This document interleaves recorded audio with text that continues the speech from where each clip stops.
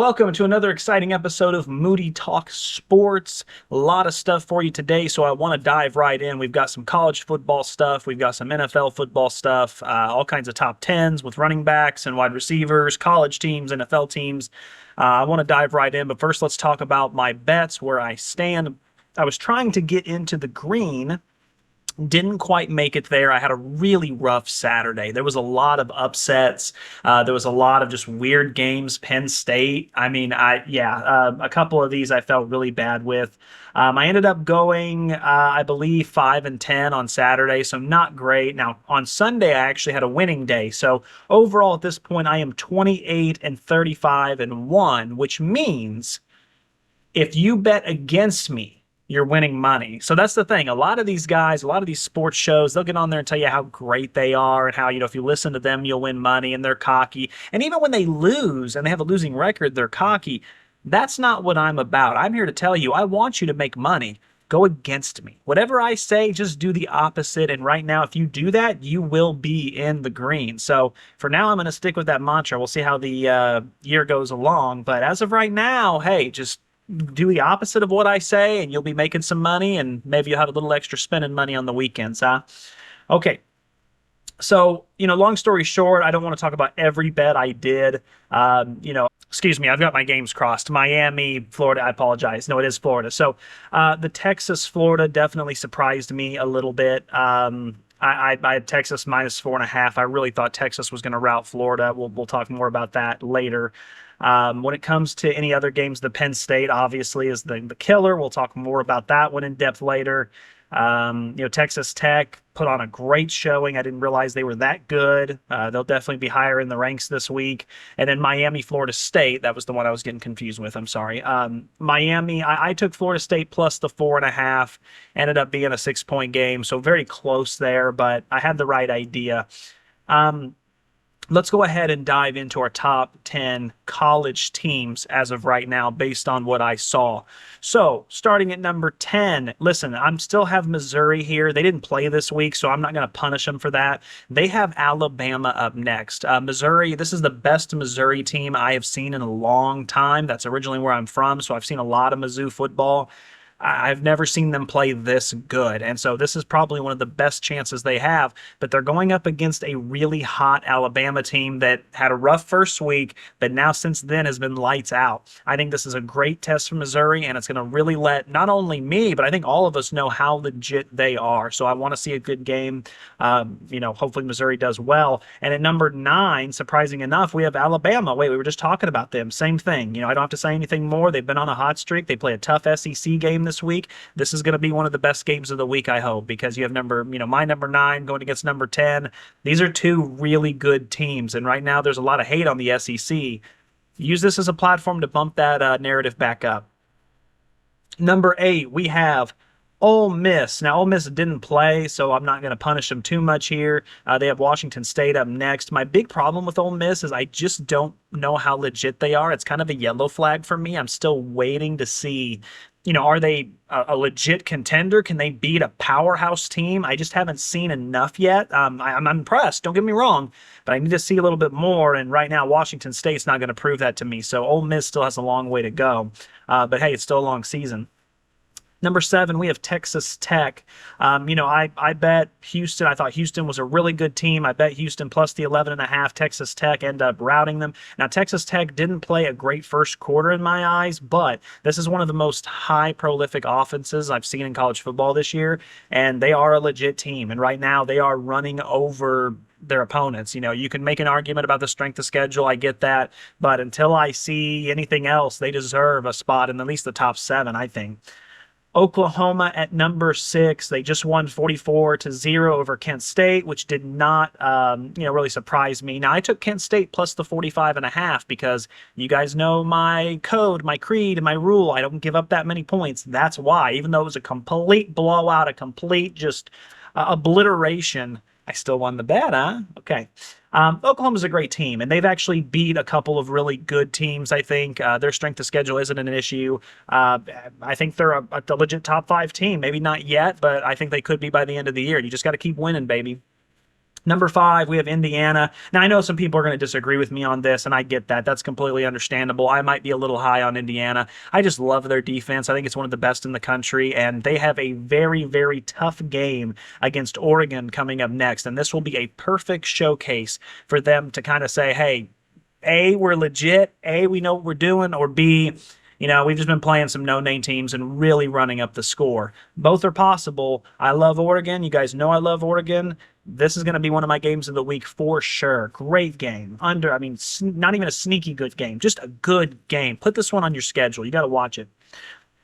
Number 4, I have Texas A&M. Now, I initially wasn't super impressed with Texas A&M, but 31-9 over Mississippi State. They continue to look good. They play good football. And yeah, they're deserving of that top 5 spot. Keep it going. And number 3, we have Oregon. Now, Oregon didn't play. Indiana is up next. Obviously, I moved them down just a little bit because now all of a sudden the Penn State win doesn't look as good as it did last week. Last week, I came on here talking about how just incredible it was. I was in my kitchen watching the game at like 11 o'clock at night, watching the overtime, just going nuts. One of the best games I had seen in a long time. And that's why I put them so high last week. But the problem is, let's be real, at this point, I don't know if you can confidently say that win over Penn State was super impressive because of what Penn State just did with UCLA. So I had to move them down just a little. I still think they're an amazing team, but just a small bump down. At number 2, we have Ohio State. Now, Ohio State did win 42-3 against Minnesota. That defense is legit. That defense showed up. They played a really efficient game. I did kind of criticize Ohio State going into this week. I was like, I just haven't seen enough yet to make me think they're the number 1 team. And they're getting closer. They really are. They're getting really, really close, but they're not as good as the U, baby. That's right. The University of Miami right now is playing some really, really good football. And what's interesting about the game they just played against Florida State is, Carson Beck is really putting that team on his shoulders. 4 touchdowns. He's making the plays when he needs to. He's very efficient. No turnovers. That's exactly what that team needs, and their defense is also legit. So you have a great defense just playing and holding. Florida State's a great offense. Whether you believe it or not, they have an amazing offense this year. For them to hold them to only 22 points and also just allow Carson Beck to come in there and make the plays when he needs to, this Miami team's dangerous. They're really dangerous, and I know I would not want to see them in the playoffs. They're number 1 right now. So that is my top 10 when it comes to college teams right now. So let's move on. Let's move to the NFL teams now. The NFL teams, this is, of course, based on a variety of your record, how good you look on, the eye test, all that stuff. Record does play a little bit into it for sure. I know there's some people that'll still put 2 and 4 teams. I've seen a couple shows I watch that still put the Chiefs at number 5, even though they're 2 and 4, 2 and 3 at this point. Excuse me. I'm sorry. The records, they're getting jumbled, but not here. You got to have at least a winning record to be on this list. I think that's fair, right? I don't know. I think it's fair. So let's start at number 10. So this is the New England Patriots, and I am really surprised. They are just now coming off a very, very big win against the Buffalo Bills on Sunday night, and that was huge for them to go into Buffalo. Drake May to play the way he did and to squeak away with that win. That was a tough, hard battle. Coaching matters, and right now Vrabel's got that team playing kind of the Patriot way, but with his own twist, and I like that because the old Patriot way, yeah, just maybe not the best way to do it. You won, that's all that matters, but I like the twist he's adding on there. He knows that culture really well, so good to see. Number 9, we have Pittsburgh Steelers. Now, Steelers aren't really exciting to watch, I'll be honest with you. In fact, I kind of struggled to put them here. I thought about putting them on the bubble, which I'll mention my bubble teams here in a second. I forgot to do that. But when it comes to Pittsburgh, they win the Mike Tomlin way. Tough defense, tough games, 1-score games, win by 2, win by 3, have a fumble that's picked up and ran back randomly. It's just, he has a really weird way of winning, but he wins. And so right now they're, I think, 3-1, and they could win that division. Right now it's kind of anyone's game. So they could win it.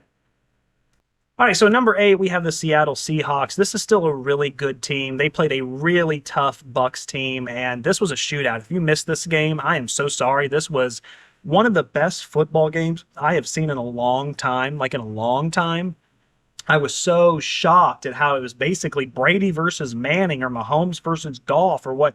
And for those of you who remember that game, oh my goodness. But back and forth, came down to the wire, a late pick that was a really good defensive play by Levante David. Seattle's still a great team. I know their record might only be 3-2, but they have played some tough opponents and they look good. And so I still feel comfortable putting them at number 8.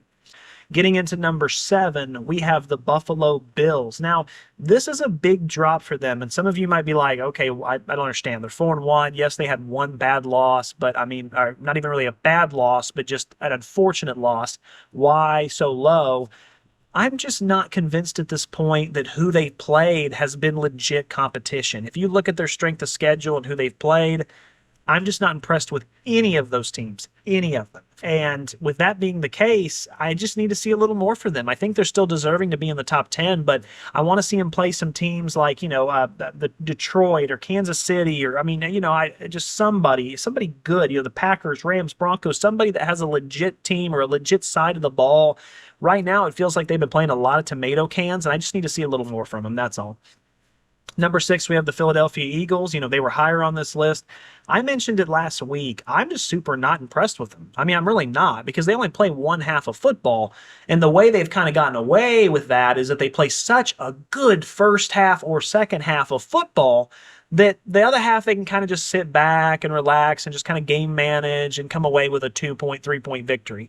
Well, this finally came back to bite them in the butt. They did that against the Broncos. The Broncos scored, I think, like 15 or 18 or something like that in the fourth quarter, came back and won, and it kind of hurt them. And so, yeah, definitely bump them down. I mean, right now they get to keep that number 6 spot because of the record and because they're still first in the division.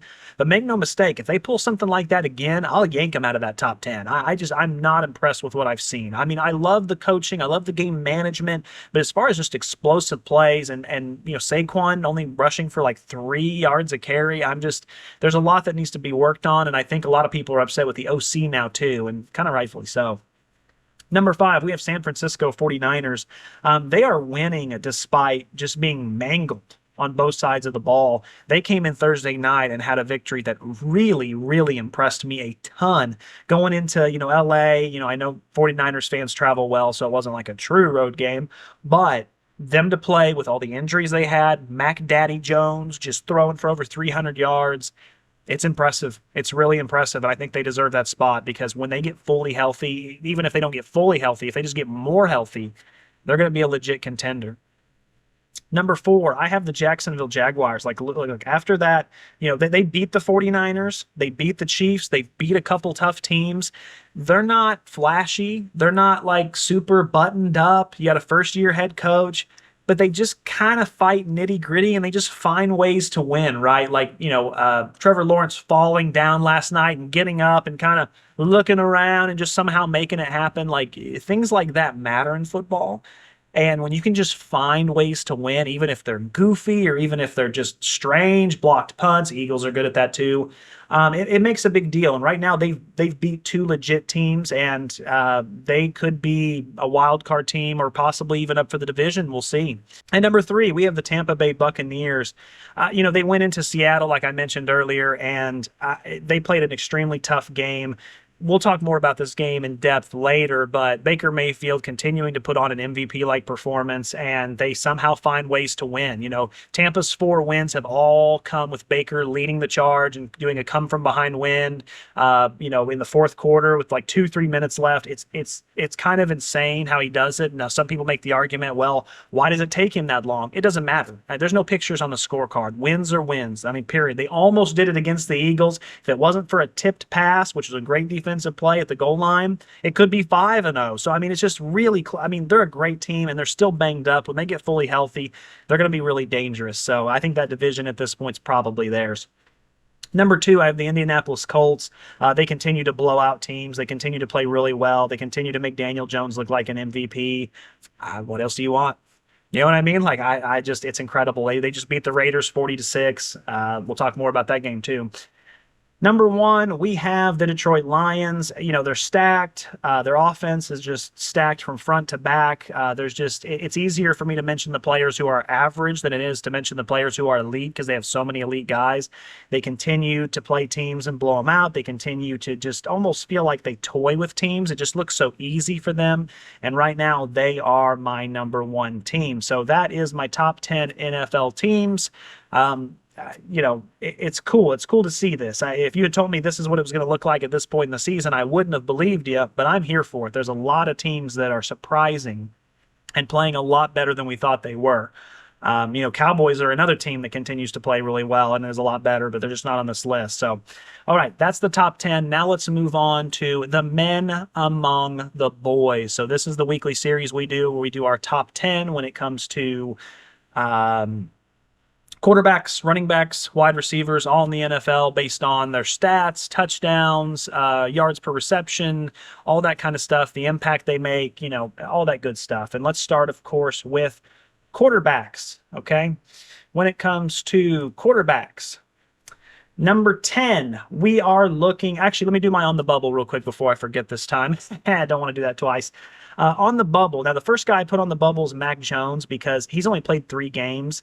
I don't know if he's going to continue to be the starter. I don't know the status of Brock Purdy yet, but I mean, the 3 games he's played, he's putting over 300 yards a game up. It's just crazy. Good for him. God bless him. Justin Herbert continues to be on this list as well. He's close. The team's really banged up, but the numbers are just, I mean, he's winning for the most part. Now they kind of had a couple losses. He's on the outside looking in, but he's playing really good football. He's trying his best. He really is. But that team is just so banged up. I feel bad for him. California teams just don't do well with injuries, do they? I'll tell you what. All right. Number 10, we have Patrick Mahomes. Now, I'm not super impressed with what I've seen from Patrick Mahomes this year. I mean, really, there's a lot of stuff he needs to work on. There's a lot of stuff that team needs to work on. But after diving into the film and diving into the stats and looking at it, I kind of came to a realization he's kind of that whole offense right now. He really is. I mean, they have a decent run game, but if you look at almost every single game, it feels like top passer, Patrick Mahomes, top rusher, Patrick Mahomes. And it's like sometimes I expect to look down at the bottom and it's like top defender, Patrick Mahomes, because it's just, and actually the Giants game, he did that strip fumble. You know what I mean? He's doing everything for them right now. And this is the one quarterback that I can confidently, 100%, no doubt, no questions, no nothing, say he's worth the money they're paying him because he's doing everything for them. Kansas City, I don't think it's that great of a team. I think they're going to be fine, but he right now, if it wasn't for him, if you put anybody else on this Kansas City team besides Patrick Mahomes, they could be winless. I mean, that's how bad it is. It's just, I don't know. It's crazy to me, but number 9, we have Sam Darnold. Now, Sam Darnold just got done with a shootout with Baker Mayfield, played really, really solid. So far on the year, Sam Darnold is 7th in passing yards. He's got 9 touchdowns to 3 interceptions. He's having a great season. He had 1 interception against the Bucs late, but like I just got done saying a while ago, great defensive play. Pressure was put on him. He had to try to make a play, and Levante kind of just dove out and got it. It's one of those that's going to happen again, but he's having a great season so far. Number 8, we have Jordan Love. Now, Jordan did not play this week. I didn't want to take him off the list and punish him. Stats-wise, he's a little behind now because they had an early bye. I'm sure they would have loved to have had a later bye. Most teams would, but it is what it is. Number 7, we have Josh Allen. Now, he is down 5 spots, and if you watched my top 10 teams, this kind of plays off that. I don't want to spoil that, but it kind of plays off of it. Strength of schedule is a concern here. I mean, Josh Allen has had pretty decent numbers, pretty good numbers, I would say, but against tomato cans, against complete teams that at this point, I think they're all just hot garbage. And I mean that in the nicest way, but it's just, I don't see any legit competition. And the one time he did go up against some now what I would consider, hey, some decent competition, he gets beat at home and outplayed by Drake May. Now, mind you, not a lot, but a little bit. And so now it's like, well, wait a minute. Where am I going to put him here? So he drops down to 7th, and I'm confident with that. I'm sorry. I got to see more. Number 6, we have Drake May, 74% completion, winning games with his legs, with his arm, just outplayed Josh Allen. He's fifth in passing yards right now. He's got 7 touchdowns, 2 interceptions. He runs the ball really well. That's 74% completion percentage. Now, listen, completion percentage can be a tricky stat. It can be something that's kind of padded and fake, like when Tua does it. Tua will have 158 yards and no touchdowns, but he'll have a 90% completion percentage, and you're like, whoa. No, not the same thing here. He's actually top 5 in yards, has 7 tutties, 2 interceptions. He throws the ball really well and has almost a 75% completion. That's insanity. That's a really good performance. This guy could keep climbing this ladder throughout the season. We'll have to see. I mean, I'm so impressed with him. Number 5, we have Daniel Jones. And again, just crazy efficient. He comes up 1 spot. Daniel Jones is 3rd in total yards. He's 6 touchdowns to 2 interceptions. The 6 touchdowns is kind of what hurts him. If he had 8, 9, 10, like some of the other guys on this list, he would be top 3. He's performing really well. I know there's some MVP chatter. He just every week keeps putting it up. I mean, I hear the publications talk. I hear them, oh, yeah, well, let's give it a few more games. It's only 3 games. It's only 4 games. Well, how many games is it going to have to be before we're like, well, wait a minute. It's only 12 games. Oh, yeah. Come on. Let's be real here. Number 4, we have Baker Mayfield. Just an immaculate game. Really an immaculate game he had. Almost 400 yards, 2 touchdowns, no interceptions, didn't turn the ball over, made runs when he needs to.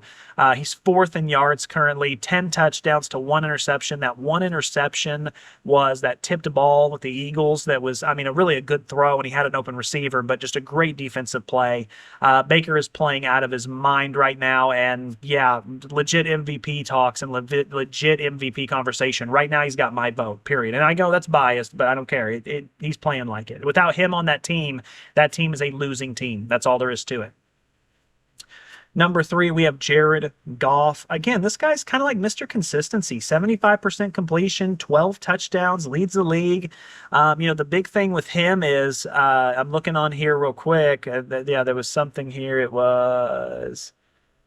There he is. He's 10th in yards. So that's kind of what keeps him out of the number 1 or 2 spot, is because he's 10th in yards. But 12 touchdowns leads the league. 2 interceptions is great. 75.2% completion percentage. Oh, my goodness, man. Just really solid. This guy knows how to play. And a lot of the big, criticism against Jared Goff for a long time was, well, he can only play in a dome.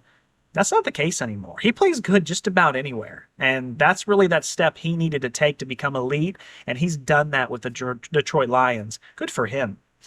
Number 2, we have Matthew Stafford. He's up 3 spots here. He's averaging 300 yards a game, 11 touchdowns, 2 interceptions. He is number 1 in yards by a long shot, by like 150 yards, actually. He just continues to throw the ball all over. Now, having Puka Nacua on the team helps, but I watched the game Thursday night, and he was slinging it all over. There was all kinds of receivers' names that kept popping up I'd never heard of. He's still a legit quarterback with a legit great coach, and they're a great duo. Top 2 guy, man. Number 1, Dak Prescott again. He was my number 1 last year. He had 4 touchdowns this week. I'm not letting him give that spot up. That spot is his until someone legit comes along and knocks him off that throne. He's number 2 in yards. He has 10 touchdowns to 3 interceptions. No one thought this team was going to be any good. Over 71% completion. This is the reason I give him a little more grace here with this, is because no one thought this team was going to be worth a darn. No, and me included.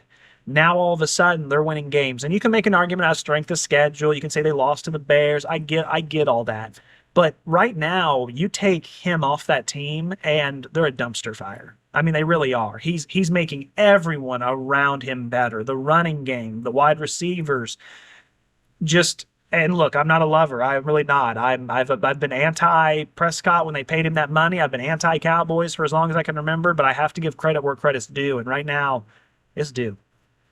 That is the top 10 quarterbacks when it comes to the men among the boys. Now we will move into running backs in the same segment. So men among the boys, running back time. We are looking at actually, let's do the bubble. I'm so sorry. I keep forgetting those bubbles. You got to remind me here. When we do the bubbles, we're looking at Ja'Cory Krosky Merritt. I hope I said that right. I'm so sorry. Now, listen, this guy's for the Washington Commanders. He doesn't get a lot of attempts, and he doesn't have good enough numbers because those attempts are so low. But he's averaging like almost 7 yards a carry or something like that. And his TDs, he gets in the end zone. I think this guy's going to start getting a lot more touches, and I mean, his numbers are crazy good. And if you look on the boards and listen to the Commanders kind of chatter, in the message boards, they love him. There's a lot of positivity there. So on the bubble, sure, give him a shout out. I like it. Derrick Henry also, as you can see from that, Derrick Henry's big problem is they just don't know how to use him. At this point, I just think, the Ravens should trade him, get some capital or something. I think the season's a wash and trade him away. They're just not using him. They're running him only 12 times a game. I don't get it. Christian McCaffrey, I put on the bubble again solely for one reason. His rushing is dog water. I get that. But he is number 6th right now when it comes to receiving yards, not running backs. Wide receivers included. He's number 6 as a running back. He's averaging like 100 receiving yards a game or something, like 80, 90, something like that. It's insanity. And so I have to give him a shout out. I can't put him in my top 10 because you are a running back. You have to average more than 3 yards a carry. But again, if you're going to average 100, put him up there on the slot at some point. I just, crazy. Now let's get into the list. Number 10, we have Kenneth Walker III. He continues to do really, really well. He has a great average. When it comes to his touchdowns, Kenneth Walker has 3 touchdowns. Not bad. The 4.9 yards a carry is great. He has 330 yards. He's 10th. He's kind of 10th in a lot of stuff, and so putting him at 10 seems fair. I like that. Number 9, we have Kyren Williams. Now, Kyren Williams is 6th when it comes to rushing yards. He only has 1 touchdown. He's averaging 4.5 a carry. They're putting a lot on his shoulders, and I struggled with this because I have a really love-hate relationship with him right now, I wasn't impressed on Thursday night. I saw a lot of showboating. I saw high stepping into the end zone when you're down 2 scores, 2 big fumbles. I know one was on Stafford. No, literally, he's looking this way, trying to catch the ball like this. That's on him, and then he fumbled right at the goal line. I put him here, but be warned. Final straw. I got to see a little more. Otherwise, you're going to be on the bubble next week. I'm just not super impressed, but I'll let you keep your spot. Number 8, we have Jahmyr Gibbs. Jahmyr and David Montgomery were both on the bubble last week, and Gibbs this week really came through and had an amazing game. He continues to have a lot of touchdowns. Right now, Gibbs is 12th in yards, but remember, that's a 2-back system.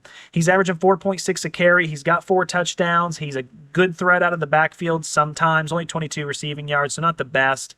But I think he's good enough at this point because he doesn't get a ton of touches. I'm fine putting him at 8. I'd love to see him a little higher, but right now that's where I'm comfortable putting him. Number 7, we have Bijan Robinson. He didn't play, so I didn't want to kick him off the list completely, but he was my number 2 last week.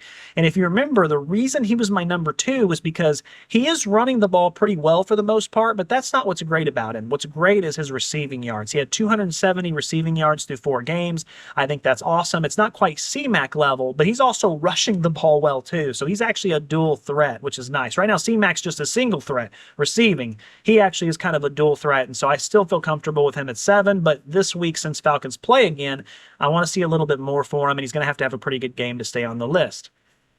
Number 6, we are looking at Breece Hall, who is a newcomer to the list, but he's coming off a pretty amazing game. This is another guy that has 150 receiving yards, 5.3 yards a carry, 351 yards, which is 7th right now on the list. Solid running back. I think he had a slow start, but now they're starting to find their rhythm. In last game, I think he only had like 13 carries, but it was well over 100 yards. It was insane. I think he averaged like 8 yards a carry or something. Great game. Welcome to the list, Breece. Glad to have you on here. At number 5, we have Travis Etienne Jr. Now, Travis continues to be on this list. He didn't have a great game Monday night, but he's still solid. He's averaging 5.8 yards a carry for the season, 443 yards. He's 4th on that. Doesn't get into the end zone a lot. It seems like Trevor Lawrence is the one that gets into the end zone all the time for them with rushing. That seems kind of strange. But, again, it is what it is, and he's still a really good running back. He's having a great season, and I kept him at 5.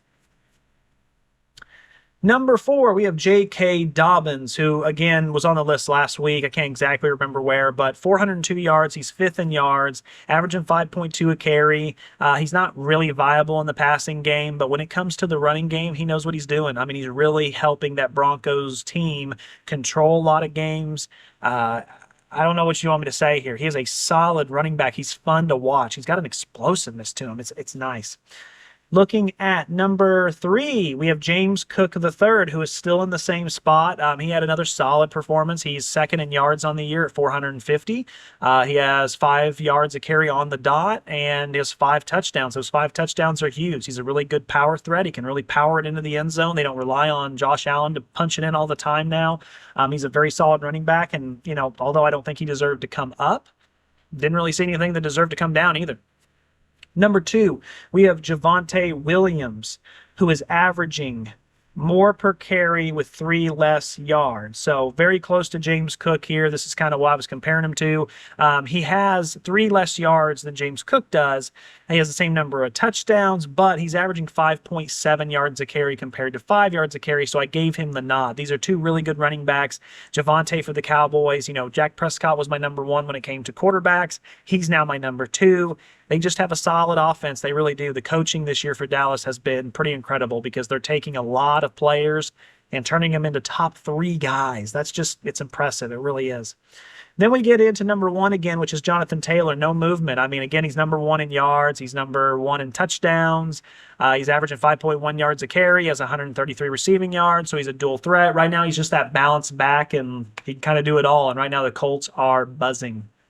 All right, that is the men among the boys, the top 10 running backs. Now we are going to move into the men among the boys wide receiver edition. So top 10 wide receivers in the NFL. Let's start with the guys on the bubble, which is Courtland Sutton, who has been performing really well for the Broncos. Really love what he's doing. Devontae Adams has had some really good games lately, and now all of a sudden he is actually in the top 10 conversation. So I like to see that too. And then Zay Flowers was on the bubble last week, had another solid game, but just not a good enough game. And in his credit, I mean, look at what's going on with the Ravens right now. He's doing the best he can. I want to give him a shout out, but still not top 10 numbers. So at number 10, we have George Pickens. Now, George Pickens keeps his spot at number 10. He's 14th in yards right now, but he has 5 touchdowns, which is tied for second in the league. He averages 15.5 per reception, which is great. Doesn't have a lot of receptions, which is why he's not higher on the list, but he's at least there. I want to see a little more from him. I'd love to see more receptions. I think he had 2 receptions last game. That's not good enough. The 1 touchdown saved him, kept him on the list. But I got to see more from you than that. Right now, you're supposed to be that number 1 option. At number 9, we have Jamar Chase. And Jamar Chase is a newcomer to this list, but he's 10th now in receiving yards. There's a lot of quarterback issues going on with Cincinnati. 3 touchdowns, averaging only 11.7 per catch, but he's got 32 catches. So he's eating up receptions, which is really good. Getting first downs, that's all that matters. Solid performance. I mean, I think everyone at the beginning of the year thought that he was going to be really high on lists like this. He hasn't been. He wasn't even on it last week. Wasn't even on the bubble. Glad to see him here, but, sky's the limit. At number 8, we have Rome Odunze. I kept him on the list. I didn't want to kick him out because they didn't play this week, but he has been the number 1 option for Caleb Williams, putting up 5 tutties. Really great performance, and I'm not going to punish him just because they had a bye week. Number 7, we have Quentin Johnston, who was on the list last week. Quentin Johnston is 9th when it comes to yards at 377. He is averaging 14.5 a reception, 4 tutties. Really solid. Honestly, really solid. He continues to be that really good option for Justin Herbert. I know Justin Herbert's glad to have him on the team. Another solid week for him. He continues to stay on the list. Number 6, we have Garrett Wilson, who switches places with Justin Jefferson. Garrett was number 5, and I just gave away my number 5. I'm so sorry. Even though I know Justin Jefferson is really, as far as yards and per catch and all that stuff, I like the fact that Garrett Wilson at least has some touchdowns, so that's kind of what evened them out, but it's close. So they're right there together. But I said last week I wasn't worried about Justin Jefferson. I'm still not.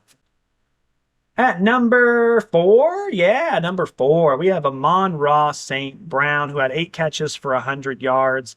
Another solid game. He stayed out of the end zone though. And last week the reason I put him so high is because he was number one when it came to receiving touchdowns. Despite the fact he didn't have one this week, he's still number one. So that's why he deserves this number 4 spot. He's a guy who gets a lot of receptions. He gets a lot of looks. 35 receptions on the year so far. Really great. I mean, I think that's top 5, top 4, somewhere in there. It's good stuff. It really is. At number 3, we have Emeka Egbuka. Listen, this guy's a rookie out of Ohio State, plays for the Bucks. Right now, he is 4th in receiving yards. He is 25 receptions, which isn't a lot, but he's averaging 17.8 yards a reception. These are big plays that are happening. 5 tutties. I mean, this is right now to me seems like a lock for Rookie of the Year, really, because he's on pace for like 1,500 yards, 1,600 yards, which as a rookie would be nuts. He's smart. I mean, watch the highlights. Go on. He had, I think, 7 receptions for like 150 plus yards against Seattle. Go watch the highlights. It's legit. It's nice. Number 2, we have Jackson Smith-Njigba, who was on the opposite side of Emeka Egbuka. He was playing for the Seattle Seahawks, of course. Again, he continues to be the slot guy that just racks up these receptions, racks up these yards. He's number 2 in yards right now at 534, averaging over 100 a game. Only 2 touchdowns, 34 receptions. Solid. I mean, he's that guy. He's that go-to guy. Hike, who's open? Well, Njigba's out there somewhere. Throw it away. I mean, I love that.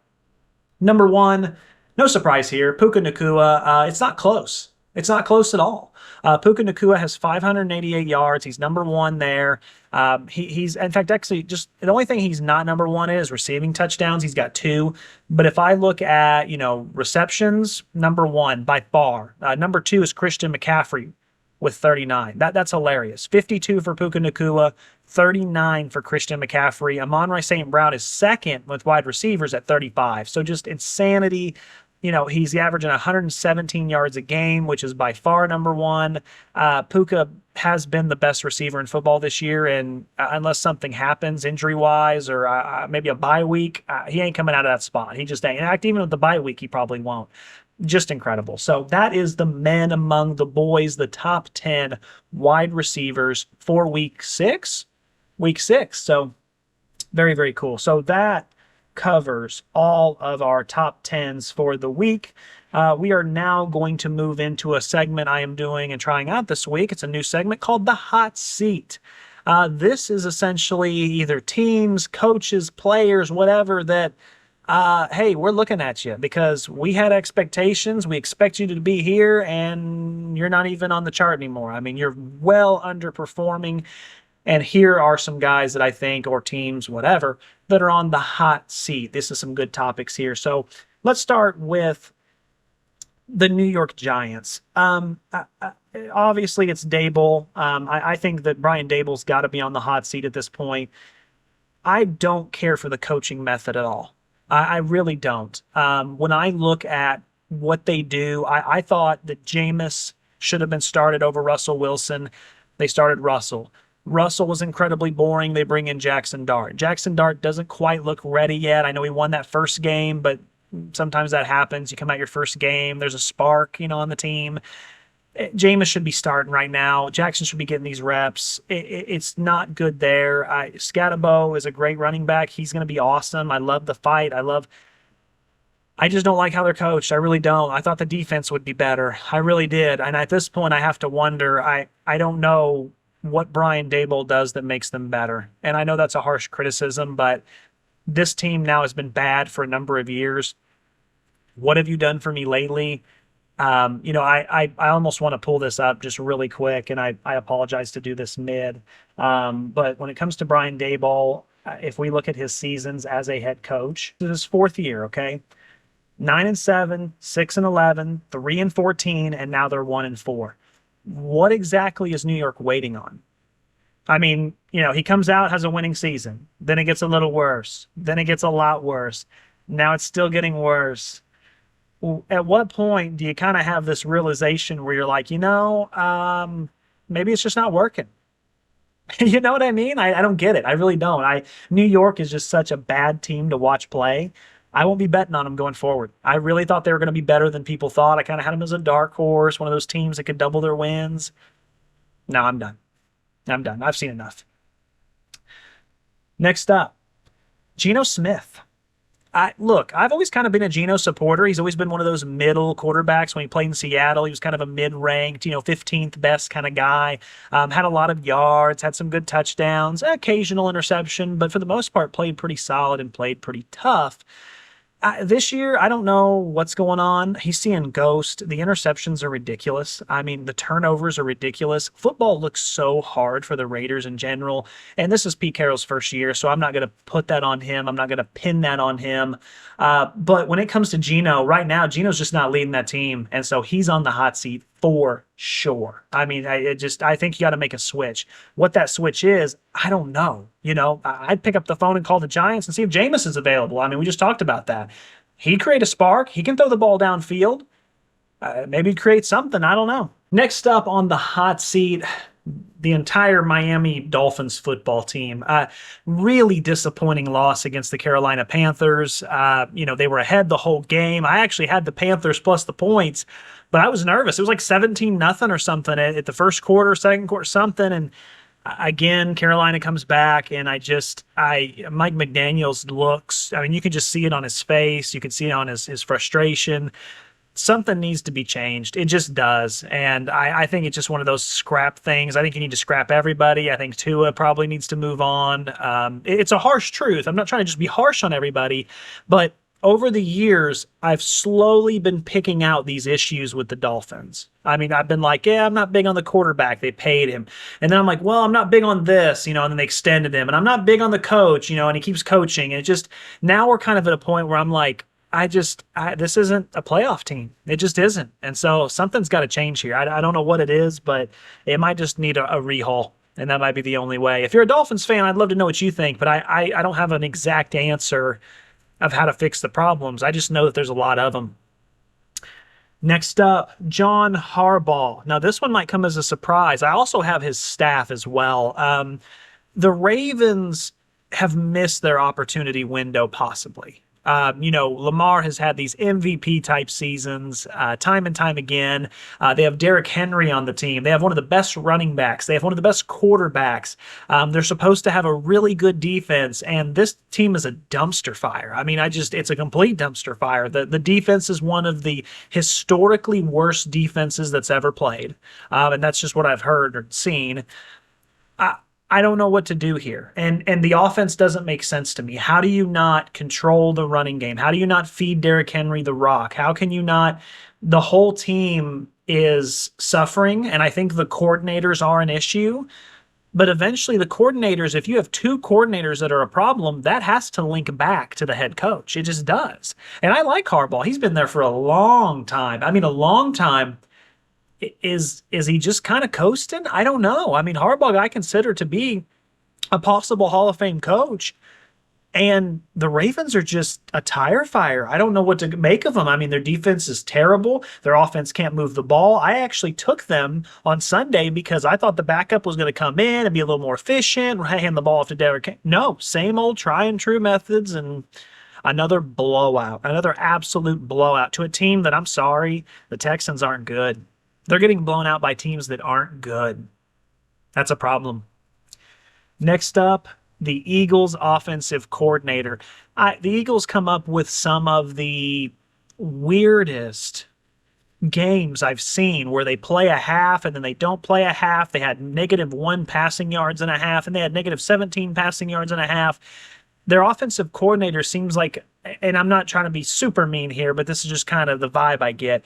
It almost seems like that guy who plays Madden, and you get to the end of a game and you're like, okay, well, what did we do wrong? Okay, oh, I didn't run the ball enough. Dang it. So the next time he comes out and he just runs the ball 100 times because he's like, well, I want to make sure that I don't, last time I didn't run the ball, this time I want to run the ball. So he runs them 30 to 40 times, and it's like, okay, balance. And it just doesn't seem like there's a lot of balance there, and it's hard to watch. So I think that the days could be numbered. We'll see. Next up, we have the Cardinals head coach. The body language isn't good. The frustration's real. The comeback by the Titans was embarrassing. It was embarrassing. if you're a head coach, I would be disgusted, just because of how it happened. The interception that's caught, then dropped and just touchdown. It would make me sick to my stomach. I'd still be thinking about it. It'd be weeks before I got rid of that wound. It's that bad. But again, you're in a tough division. You're playing against some of the best head coaches in the history of football: Kyle Shanahan, Sean McVay. How long before you pivot? I'm just curious. You know what I mean? Maybe this is too soon. I don't know, but I mean, it's one of those things where it's like, is this what you wanted to see out of your $50 million a year quarterback? I don't know. There's some issues there for sure. The seat might not be hot, but it's really warm. It's like, whoa, are these seat? You know what I mean? Next up, Arch Manning. Look, Arch didn't have a terrible game last game. It's not like he played awful, but at this point, the expectations were really high. Arch feels like a quarterback that might benefit from not playing the top class. He might benefit from being in a, still Division I team, of course, but not the SEC, or the Big Ten or anything like that. I think he would benefit from being maybe more of a middle class team, maybe get some and then come back next year. Right now, it just doesn't feel like Texas or Georgia or any of those big Ohio State, any of those big name teams. It seems like a lot of them would pass on Arch at this moment. I think a lot of them, if he was like, hey, I want to transfer tomorrow, they'd be like, we're good. Like, we think we can find someone better. I don't know. I'm not impressed. I haven't seen enough, and time's running out shortly. That loss to Florida was huge. It was a real gut punch. I think Texas is out of it this year. Last but not least, Penn State's something, a head coach, team. I don't know. Look, I'm overreacting here, but this is just such an embarrassing loss. I mean, I had Penn State possibly going all the way. I mean, getting down to the Final Four, and to lose against UCLA, who had not won a game and who I don't even think I think some guys on the team didn't even know they were playing football. And I'm jesting. I'm just teasing. But I mean, this team was awful. And Penn State gave up 280 yards rushing. How do you give up 280 yards of rushing? You're supposed to be a top 5 team. And you're playing UCLA. You're not playing Georgia or Alabama. Something's going on there. I don't know what it is, but the seat's hot. All right. That is the hot seat segment. Now we're going to move on, and we're going to talk about some recaps of some NFL games. All right, let's start with the Chiefs going into Jacksonville, losing 31-28 to the Jaguars. Great game. If you didn't see this game, great game. Kansas City might be in a little bit of trouble here, because the main thing I saw is I saw the game, I went through the stats. Kansas City had more first downs. They had more total yards, more passing yards, more rushing yards. Red zone, better red zone, percentage, turnovers wise, time of possession. They had more time of possession. So you have to kind of ask yourself, well, what happened? 13 penalties for 109 yards. I can't remember the last time I saw 13 penalties in an NFL game. It's been a while for me, at least. The Jaguars are playing kind of like how the Chiefs used to. Not doing a lot. 221 from Trevor Lawrence. Trevor Lawrence led the team in rushing yards. They did not rush the ball very well. Jacksonville was rough on the ground. I mean, rough on the ground. Could have been a lot better for sure. But they just kind of find ways to win. And I think it all came to a head when the play at the goal line, where Trevor Lawrence falls down and then tries to get up and falls down and then gets back up and then scores a touchdown. That's the kind of stuff you used to see Kansas City do all the time. You'd see some wacky play or something, or a blocked field goal, and that's how Kansas City always won. Kansas City's not winning that way this year. They're just not. Kansas City actually has, Patrick went 29 of 41, had a touchdown, 318 yards. He led the team in rushing yards with 60. I mean, I put Patrick at number 10 on my top 10 quarterbacks because it feels like he has to do everything. I mean, it feels like he has to completely carry this team, just three on his back and two holding with both hands and just dragging through the mud because he's doing it all. And this is what happens. It can only get you so far. Jacksonville did not outplay Kansas City. They just did what they needed to do. They held them enough. They got down to the goal line. They had that pick six, 99 yards. By the way, one of the best defensive plays I've seen in a long time.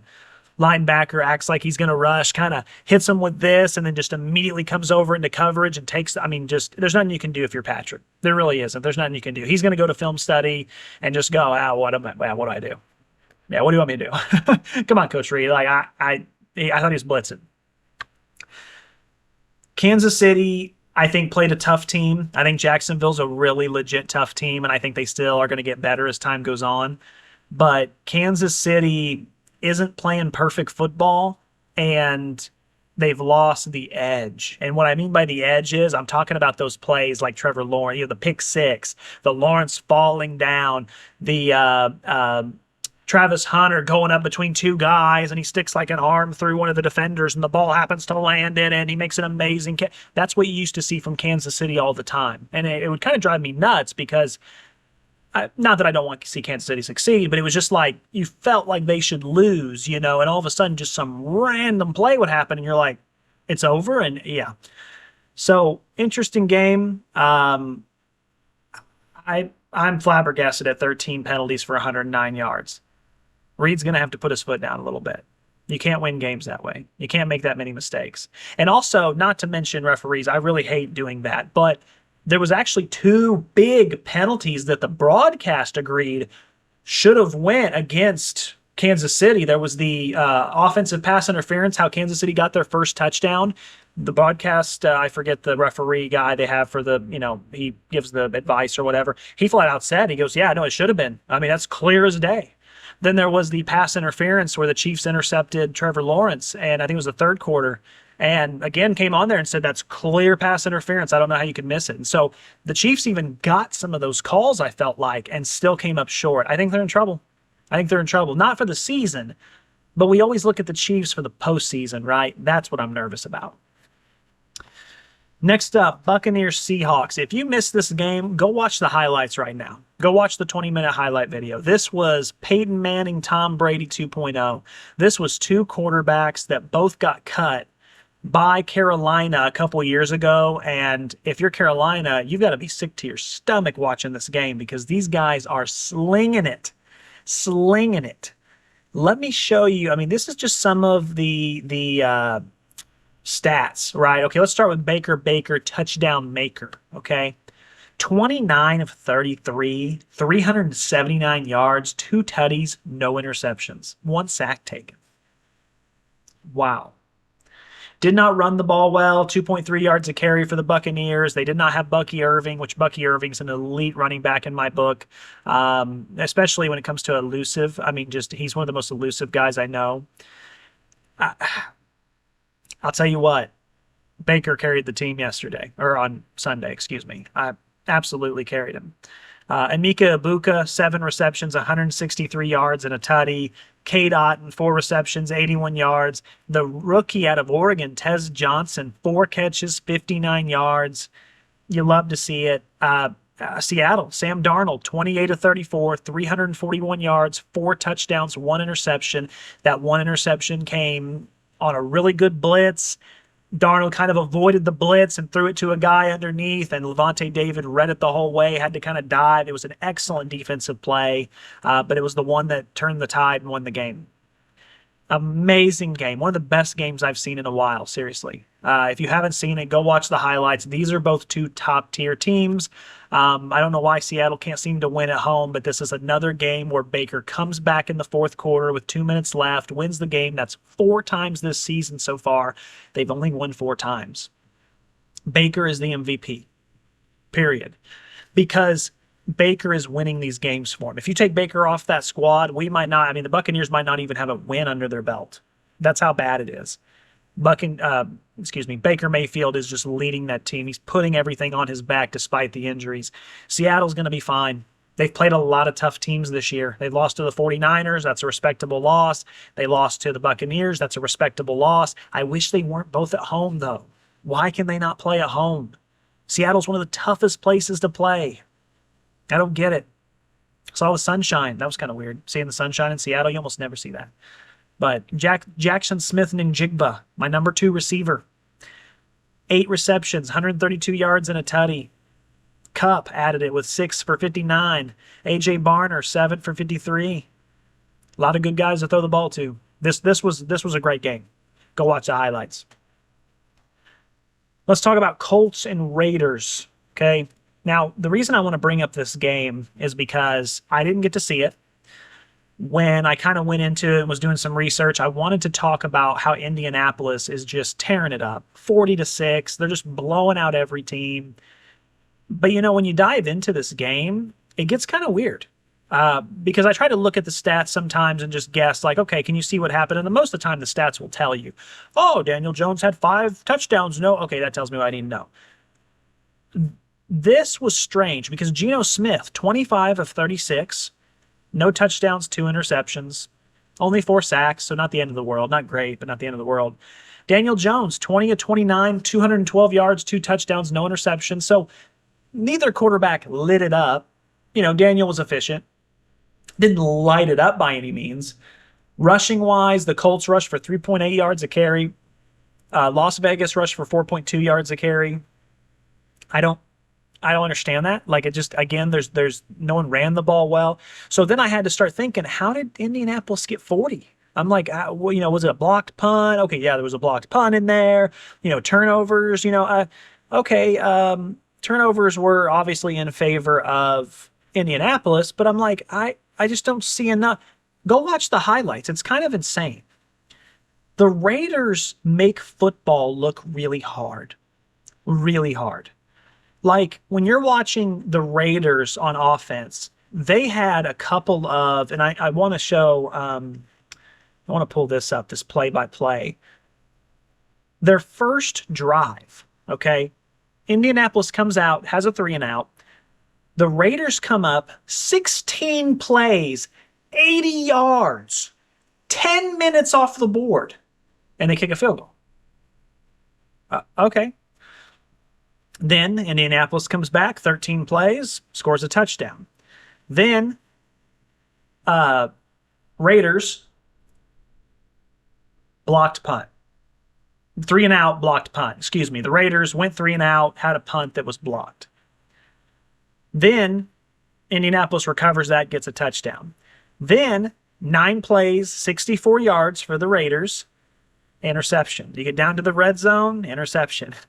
They burn so much time off the clock, and what they do is they get 3 yards, 4 yards, 3 yards, 2 yards, 3 yards, 4 yards. Their biggest play of the game was like a 35-yard pass, and that's like, if you eliminate that 35-yard pass, it's like 15 yards or something. I mean, I'm sorry, 29. I'm sorry, excuse me on that. 29 from Ashton Jeanty. But other than that, 16 yards was third. The biggest run of the day was 12 yards. Like, the Raiders just aren't explosive. They have to do it 3 yards at a time. And they have to hope that out of those 3, there's a 4 in there. That way they can get the first down. That's what it feels like. I was watching the highlights and I'm like, man, every drive for the Raiders feels like so long because it's not, the Colts are the opposite. Colts, it's like 8 yards, 5 yards, 10 yards, 20 yards, 5 yards, and you're like, okay, they're moving the ball. Raiders, it's just all the way. And then you get down to the red zone. You've burned off a whole quarter, 16 plays in, and you throw a pick. The Raiders need something explosive. Go get Jameis Winston. Go get somebody who can throw the ball down the field. Go get someone, because look, you're going to get these interceptions regardless. Geno's having interceptions. Get someone who's flinging it up there. Have some receivers run deep.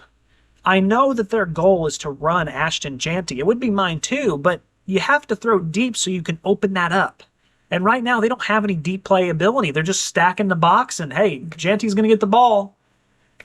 I mean, Jeanty averaged 4.8 yards a carry. That's one of the best he's had this season. It's just, I give Indianapolis credit. They scored 20 in the second, 20 in the third, and 0 in the first and fourth. It's just so strange. The Raiders make football hard. They really do. Next up, we have the Broncos-Eagles. Let's talk some of that. So Broncos steal one on the road going into Philadelphia. Hard place to play. They score 18 in the final quarter. And they were down 17-3. And they score 18 and come back and win it. This all comes back to Philadelphia being a great team for a half.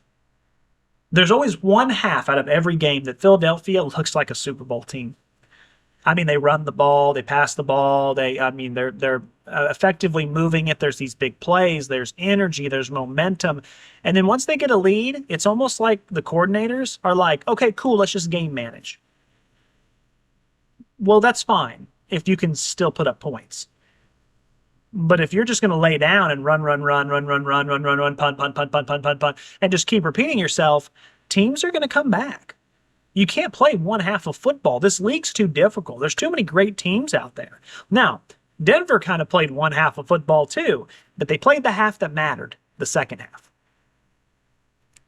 It's really important. I have not been super impressed with the Eagles this year. I think they've snuck away with a lot of wins that just, we're very fortunate. And I think a lot of people feel that way. And listen, do I still think Philadelphia is going to win the division and be great? Of course. I mean, they're a good team. They'll bounce back probably. They're too talented not to. But this playing one quarter or playing one half, getting negative 17 yards and a half, it's got to stop. You got to play a whole game. I would rather you take the high intensity from the high intensity quarter or half, and the none in the other half, and just balance it out and just give like some intensity throughout the whole game. I'd rather you do that than just be like balls to the wall in one half and just, okay, sit back, yeah, whatever, run. Oh, okay, little screen pass, don't turn the ball over. It's too conservative. I don't get it. Even when I was watching the Eagles versus the Buccaneers a couple weeks ago, in the second half, I kept thinking, why is Philadelphia? Where's the first half Philadelphia? First half Philadelphia was throwing it all over. Wide receivers were open everywhere, and every play was 10 yards. And then the second half, it was like they just laid down and didn't care. The body language was different. I don't know. Something's going on there. But Bo Nix didn't play perfect. I think that Jalen Hurts outplayed Bo Nix, but you make the plays when it matters. You make the plays when it matters, and you can win, and they did. Hopefully that's a really good learning tool for Philadelphia. I think they needed to learn that. Next up, we have Penn State UCLA recap, which, yeah, okay. Let's recap this. So Penn State, I thought was a legit, top 3, top 4, top 5 team. The game against Oregon was just incredible. You go into UCLA against a team that hadn't won, looked like a dumpster fire. I mean, fans weren't even showing up for the game. If you watch the highlights of this game, the stadium's like half full. I mean, it's not even, no one was there. UCLA completely dominated in the first half. I mean, at the end of the first half, it was 27-7. Embarrassing. Embarrassing. I'm just being real. It's embarrassing. Penn State then tried to come back in the second half, but let's be real. That's probably, UCLA playing conservative, maybe some cover 2, cover 3, don't allow anything over the top. The score didn't seem that close. It didn't feel that close. It was terrible. I know some people think it's Drew Allar's fault. I get that. It all falls on the shoulders of your quarterback usually, and I understand. 2 touchdowns, no interceptions, 200 yards, not great. But let's look at the other side, Nico. 17-24, 166 yards, 2 touchdowns. But you know where the difference was? UCLA ran for 280 yards, 52 attempts, and 3 tutties. You want to talk about controlling the game? You want to talk about having your hand on the throat of your opponent and saying, hey, this game ends when we say it does. That's how you do it. 52 rushes as a team. 280 yards, 5.4 to carry, just consistent. First down. Incredible. Now, Penn State rushed for 5.1 yards a carry, but only 157 yards. So UCLA really controlled, and I thought Penn State's defense would be a little better than that. I really did. When I had them as a top 5 team, a top 4 team, I thought their defense would be a little bit better. I mean, 280 yards rushing. Wow. Wow, wow, wow. Maybe UCLA can now use this as some motivation. Maybe this is the win they needed to say, hey, listen, guys, we have a good team. We're not that 0-4 dog water team that the publications are saying we are. We beat Penn State. We put together some good stuff. We found some things that work. Maybe they can use that. Maybe they can kind of salvage the season. Maybe get to close to 500, something. We'll see. I don't know. But Penn State's done. They're done. They're not ranked. I'm not picking them for anything. They have some tough games coming up. I'm going to pick them to lose them all. Until they prove me otherwise. But that was embarrassing. I had Penn State minus like 25. They lost the game. Could you imagine what the money line would have been on that? Goodness gracious. Lord have mercy. Let's move on to Texas, Florida. I've had this really wishy-washy relationship with Texas throughout this year. I haven't thought they've looked very good. They were number 1 coming into the year, and I know that the beginner, preseason AP polls really don't mean squat. Yeah, well, we know that now because Penn State, we just talked about, and Texas, they're 3-2. Any team that's even okay or better that they've played, they've lost to. If it's a complete tomato can, Kennesaw State University, West Kentucky of Omaha, Nebraska, whatever, they beat those teams okay, not great, but okay. But anyone who's halfway decent, they don't play very well. And this was a game I thought they would bounce back. Florida has not looked good this year. Florida has a lot of issues. Apparently, Texas has more. Arch Manning, 16 of 29, 263, 2 touchdowns, 2 interceptions. DJ Lagway outplayed him. I like DJ Lagway. Don't get me wrong. I like the guy.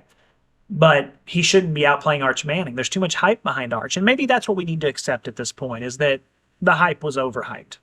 Arch Manning was overhyped coming in. He's not as good as everyone thought he was going to be. And that's fine. Sometimes people just are. He, unfortunately, has the name behind him. And so a lot of people put added pressure, which he didn't ask for. He didn't choose to be in that situation. So I understand it's not fair. But life's not fair. You're making a lot of money. That NIL money that you signed there was because of your name. So it works both ways, right? It works both ways. Rushing-wise, Arch Manning led the Texas in rushing with 37 yards at 2.5 yards a carry. Yeah, he's the leader in both categories. All 3. Attempts, yards, average. 8 rushes for 11 yards, 1.4 a carry, 2 rushes, 4 yards, 2 carries. Christian Clark, 1 rush, no yard. They averaged 2 yards a carry on the ground, Texas did. You cannot win football games if you cannot run the ball at least a little. At least a little. 3 to 4 you can get away with if you have a good passing game. But right now, Arch, more than anything, needs a good running game to help open up the passing a little bit for him. I don't say this very often because I'm kind of just an out-of-shape 32-year-old fat slob. I think I could rush for 2 yards a carry. I think if you handed me the ball and I closed my eyes and I just said a prayer to the Lord and I just ran as fast as I could and just jumped into the line, I think I might be able to average 2 yards a carry.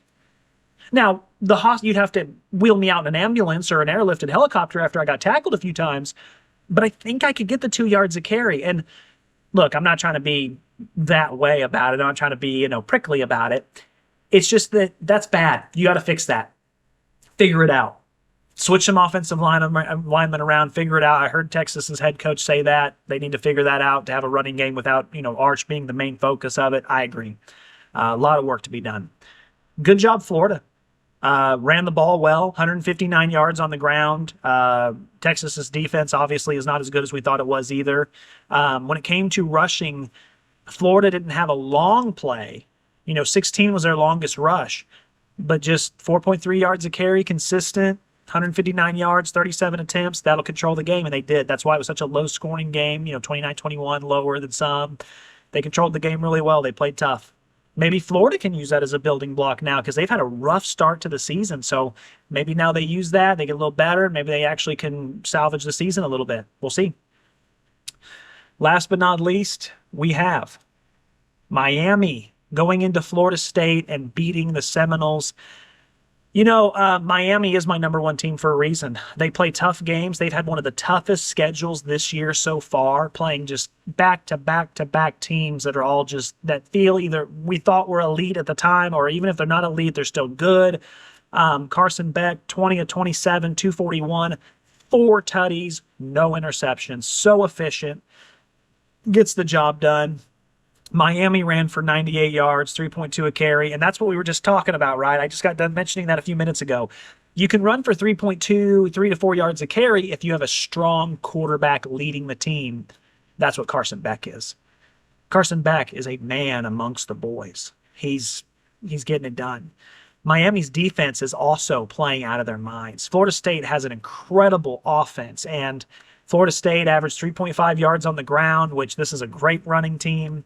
Their quarterback threw for 272 with 2 touchdowns, but 2 interceptions. They were able to get some turnovers. The University of Miami right now is the team to beat for me. It's not Ohio State. It's them. They played tough teams. They played tough games, and they find ways to win them. And every time I see Carson Beck, he just gets a little bit better. And every time he gets a little bit better, by the end of this year, he's going to be a real possibility for Heisman and a real possibility for someone who could be holding up that trophy, the Natty. It's a real possibility. They look good. I don't know who Miami has next, but I mean, it seems like their schedule's been insane this year. In fact, I wouldn't even mind seeing that.